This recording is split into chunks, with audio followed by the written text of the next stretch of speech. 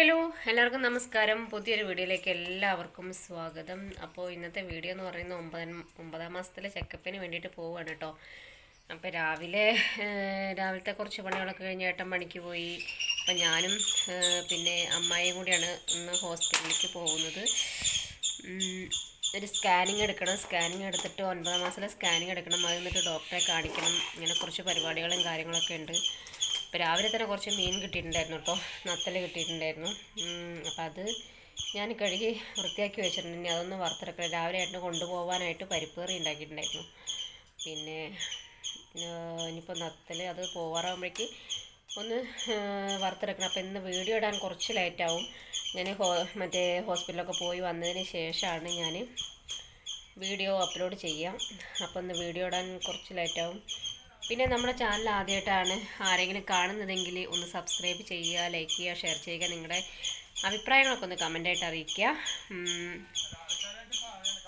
അപ്പോൾ ചെക്കപ്പിന് പോകണം. 12 മണിക്ക് വണ്ടി വരും. വണ്ടി വന്നിട്ട് അതിന് പോകണം. അപ്പം അങ്ങനെ കുറച്ച് കാര്യങ്ങളൊക്കെ ഉണ്ട് കേട്ടോ. അപ്പോൾ ഇന്നത്തെ വിശേഷങ്ങൾ അങ്ങനെയൊക്കെയാണ്. അപ്പോൾ അതൊക്കെ എന്തൊക്കെയാണെന്ന് നമുക്ക് നോക്കാൻ.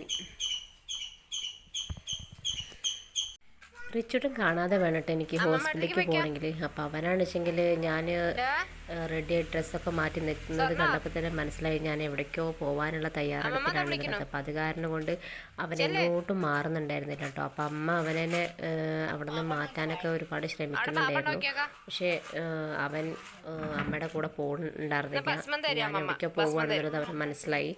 അപ്പോൾ എനിക്കും അവനെ കാണാതെ വേണം എനിക്ക് അവിടെ നിന്ന് മെല്ലെ ഇറങ്ങി പോകാനായിട്ട്. പിന്നെ പോയി കഴിഞ്ഞാൽ പിന്നെ കുഴപ്പമൊന്നുമില്ല. പിന്നെ അവൻ നമ്മുടെ കൂടെ അങ്ങനെ കളിച്ചോളും. പിന്നെ പോകുന്നത് കണ്ടാൽ മാത്രമേ അവന് ചെറിയ വാശിയും കാര്യങ്ങളൊക്കെ ഉള്ളൂ. കാണാതെ പോയാൽ പിന്നെ കുഴപ്പമില്ല. അവന് മനസ്സിലാവും ചിലപ്പോൾ മറ്റിങ്ങനെ എവിടേക്കെങ്കിലും പോയിട്ടുണ്ടാവും എന്നുള്ളത്. നമ്മൾ അവനെ കൊണ്ടുപോകാതെ പോകുന്നത് കണ്ടാൽ മാത്രമേ അവന് വിഷമാവുള്ളൂ. അപ്പോൾ ഞാനിവിടെ ഹോസ്പിറ്റലിലേക്ക് പോകാനുള്ള ഫയലും കാര്യങ്ങളെല്ലാം സെറ്റ് ചെയ്ത് വെച്ചിട്ടുണ്ട്. വണ്ടി വെയിറ്റ് ചെയ്ത് നിൽക്കുകയാണ് കേട്ടോ. അപ്പോൾ ഇവരാണെങ്കിൽ ഒരു രീതിയിലും സമ്മതിച്ചു ഞാൻ വണ്ടിയൊക്കെ വന്ന് ഞാൻ ഓട്ടോറിക്ഷയിലാണ് ഇപ്പോൾ പോകുന്നത്. അപ്പോൾ എൻ്റെ കൂടെ വരുന്നത് അമ്മയാണ്.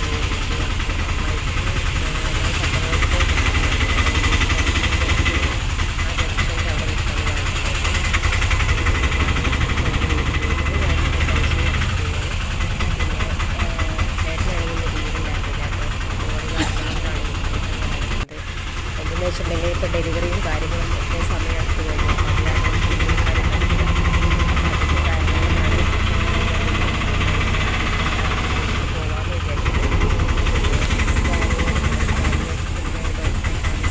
ഡോക്ടറെ കാണിക്കണം.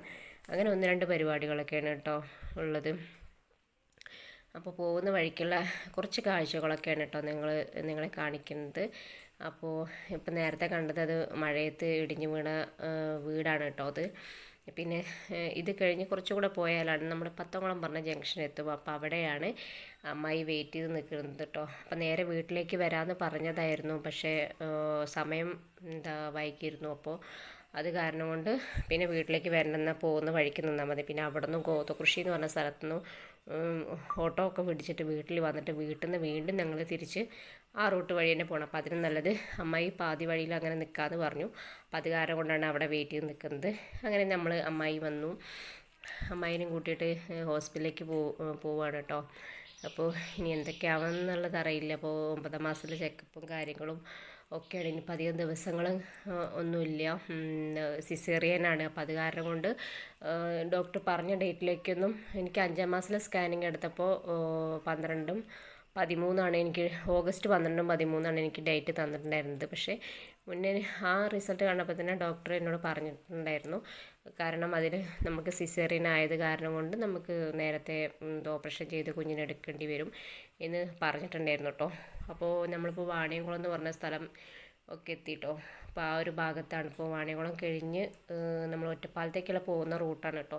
ഒറ്റപ്പാലത്താണ് ഒറ്റപ്പാലം ഗവൺമെൻറ് ഹോസ്പിറ്റലിലാണ് ഞാൻ ഡോക്ടറെ കാണിക്കുന്നത്. അവിടെ സീനത്ത് പറഞ്ഞിട്ട് ഡോക്ടറുണ്ട്.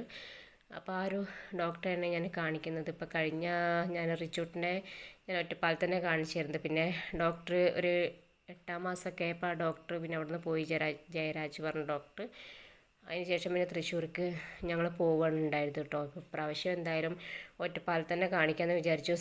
സൗകര്യങ്ങളൊക്കെ കുറവാണ് ഇവിടെ ഒറ്റപ്പാലത്ത്. പക്ഷേ ഇവിടെ റിച്ചൂട്ടൻ ഇവിടെ വീടടുത്താണ്. പിന്നെ റിച്ചൂട്ടനെ ഇവിടെ ഒറ്റയ്ക്കാക്കിയിട്ടല്ല. അപ്പോൾ തൃശ്ശൂരാകുമ്പോൾ നമുക്ക് ഒരുപാട് ദൂരമാണ്. പെട്ടെന്നൊന്നും ഏട്ടന് ഓടി വരാൻ പറ്റില്ല.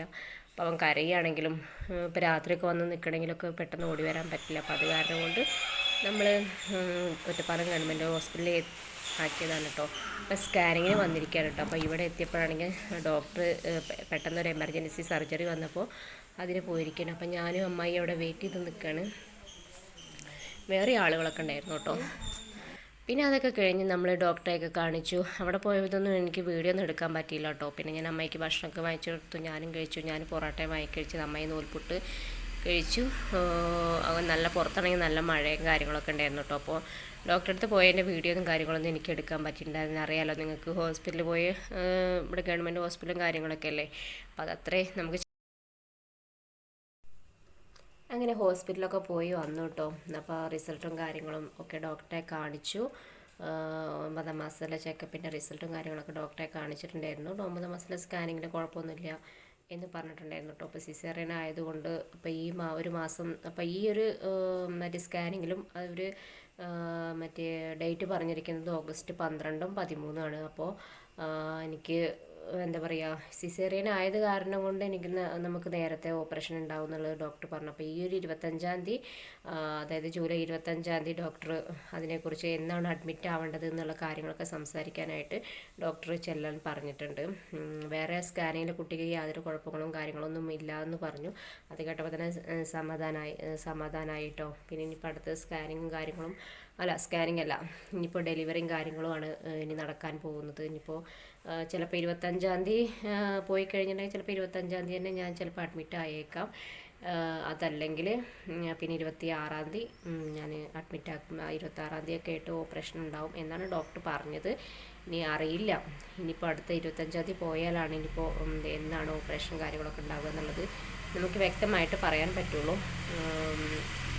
അപ്പോൾ എൻ്റെ ഈ ഒരു ഹോസ്പിറ്റൽ വ്ളോഗ് ഇത്രയേ ഉള്ളൂ കേട്ടോ. ഈ ഒരു വീഡിയോ നിങ്ങൾക്ക് ഇഷ്ടപ്പെട്ട ലൈക്ക് ചെയ്യുക, ഷെയർ ചെയ്യുക, നിങ്ങളുടെ അഭിപ്രായങ്ങളൊക്കെ കമൻറ്റായിട്ട് അറിയിക്കുക. അപ്പോൾ ഞാൻ എൻ്റെ പ്രഗ്നൻസിയുടെ കൂടുതൽ വിവരങ്ങളൊക്കെ ഞാൻ അടുത്ത വീഡിയോ ആയിട്ട് ഞാൻ വരും. അപ്പോൾ അതുവരേക്കും എല്ലാവർക്കും നന്ദി, നമസ്കാരം.